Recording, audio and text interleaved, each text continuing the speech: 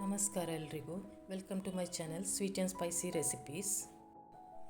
ಇವತ್ತಿನ ವಿಡಿಯೋದಲ್ಲಿ ಅವಲಕ್ಕಿ, ಪನ್ನೀರ್ ಮತ್ತು ವೆಜಿಟೇಬಲ್ಸ್ ಎಲ್ಲ ಉಪಯೋಗಿಸ್ಕೊಂಡು ಸೂಪರಾಗಿರುವಂಥ ಒಂದು ಸ್ನ್ಯಾಕ್ ಮಾಡೋದು ಹೇಗೆ ಅಂತ ನೋಡುವ. ಮೊದಲಿಗೆ ನಾನಿಲ್ಲಿ ಒಂದು 250 ಗ್ರಾಮ್ ಅಷ್ಟು ದಪ್ಪ ಅವಲಕ್ಕಿಯನ್ನು ಒಂದು 10-15 ನಿಮಿಷ ನೀರಲ್ಲಿ ನೆನೆ ಹಾಕಿ ಸೋಸಿ ಇಟ್ಕೊಂಡಿದ್ದೀನಿ. ಅವಲಕ್ಕಿಯನ್ನು ಜಾಸ್ತಿ ಹೊತ್ತು ನೆನೆಸಬಾರ್ದು. ನೋಡಿ, ಈ ಕಪ್ ಅಳತೆಯಲ್ಲಿ 1 ಕಪ್ಪಷ್ಟು ಅವಲಕ್ಕಿನ ನೆನೆ ಹಾಕಿದ್ದೆ. ಇವಾಗ ಅದನ್ನು ಸ್ವಲ್ಪ ಈ ರೀತಿ ಮ್ಯಾಶ್ ಮಾಡಿಕೊಳ್ಳುವ. ಎಲ್ಲ ಇಂಗ್ರೀಡಿಯೆಂಟ್ಸನ್ನು ಅದೇ ಕಪ್ನಲ್ಲೇ ನಾನು ಮೆಷರ್ ಮಾಡ್ತಾ ಇದ್ದೇನೆ. ಇವಾಗ ಇದನ್ನು ಇನ್ನೊಂದು ಸ್ವಲ್ಪ ಅಗಲವಾದ ಪಾತ್ರೆಗೆ ಹಾಕ್ತಾ ಇದ್ದೇನೆ. ಈಗ ನೋಡಿ, ಅದೇ ಕಪ್ಪಲ್ಲಿ 1 ಕಪ್ಪಷ್ಟು ತುರಿದಿರೋ ಪನ್ನೀರು, ಅರ್ಧ ಕಪ್ಪಷ್ಟು ಚಿಕ್ಕದಾಗಿ ಕಟ್ ಮಾಡಿರುವಂಥ ಈರುಳ್ಳಿ, ಅರ್ಧ ಕಪ್ಪಷ್ಟು ತುರಿದಿರುವಂಥ ಕ್ಯಾರೆಟ್ ಮತ್ತು ಅರ್ಧ ಕಪ್ಪಷ್ಟು ಚಿಕ್ಕದಾಗಿ ಕಟ್ ಮಾಡಿದಂಥ ಕ್ಯಾಪ್ಸಿಕಮ್ಮು, 4-5 ಹಸಿಮೆಣಸು ಹಾಕ್ತಾಯಿದ್ದೇನೆ. ನೀವು ಖಾರ ಜಾಸ್ತಿ ಬೇಕಾದರೆ ಜಾಸ್ತಿ ಹಾಕ್ಕೊಳ್ಳಿ. 1 ಸ್ಪೂನಷ್ಟು ತುರಿದಿರುವಂಥ ಶುಂಠಿ ಮತ್ತು ಸ್ವಲ್ಪ ಕೊತ್ತಂಬರಿ ಸೊಪ್ಪು ಹಾಕ್ತಾಯಿದ್ದೇನೆ. ಜೊತೆಗೆ 1 ಸ್ಪೂನಷ್ಟು ಜೀರಿಗೆ, ಅರ್ಧ ಸ್ಪೂನಷ್ಟು ಅರಿಶಿನ ಪೌಡ್ರು, ಸ್ವಲ್ಪ ರುಚಿಗೆ ತಕ್ಕಷ್ಟು ಉಪ್ಪು, ಅದೆಲ್ಲ ಹಾಕಿ ಈ ರೀತಿ ಸರಿಯಾಗಿ ಮಿಕ್ಸ್ ಮಾಡ್ಕೊಳ್ಳಿ. ಇವಾಗೆಲ್ಲನೂ ಸರಿಯಾಗಿ ಮಿಕ್ಸ್ ಆಗಿದೆ. ಈ ರೀತಿ ಸ್ವಲ್ಪ ಮಿಶ್ರಣನ ತಗೊಂಡು ಉಂಡೆ ಕಟ್ಕೊಂಡು ಅದನ್ನು ನಿಮಗೆ ಬೇಕಾದ ಆಕಾರದಲ್ಲಿ ಮಾಡ್ಕೊಳ್ಳಿ.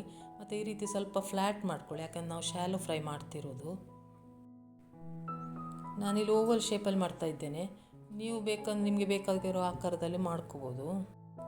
ಸಂಜೆ ಟೀ ಟೈಮ್ಗೆ ಕ್ವಿಕ್ಕಾಗಿ ಮಾಡ್ಬೋದಂಥ ಸ್ನ್ಯಾಕ್ ಇದು. ಎಲ್ಲವನ್ನು ಅದೇ ರೀತಿ ರೆಡಿ ಮಾಡಿ ಇಟ್ಕೋಬೇಕು ಮೊದಲೇ.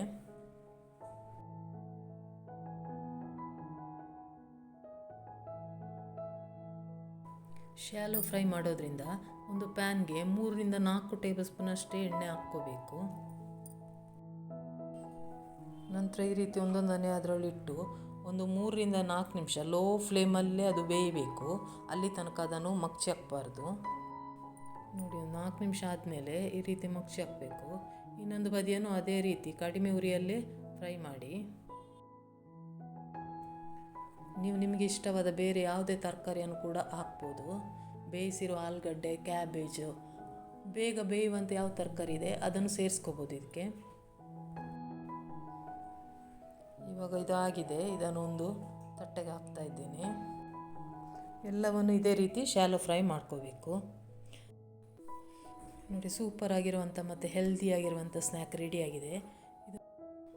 ಇದನ್ನು ಹಾಗೇನೂ ತಿನ್ಬೋದು, ಇಲ್ಲಾಂದರೆ ಸಾಸ್ ಅಥವಾ ಗ್ರೀನ್ ಚಟ್ನಿ ಜೊತೆ ಟೇಸ್ಟ್ ಮಾಡ್ಬೋದು. ನೋಡಿ, ಹೊರಗಡೆ ಎಷ್ಟು ಕ್ರಿಸ್ಪಿಯಾಗಿ ಒಳಗಡೆ ತುಂಬ ಸಾಫ್ಟ್ ಆಗಿದೆ. ನಿಮಗೆ ಈ ವಿಡಿಯೋ ಇಷ್ಟ ಆಗಿದ್ದಲ್ಲಿ ಲೈಕ್ ಮಾಡಿ, ಶೇರ್ ಮಾಡಿ ಮತ್ತು ಸಬ್ಸ್ಕ್ರೈಬ್ ಮಾಡೋದನ್ನು ಮರಿಬೇಡಿ. Thanks for watching.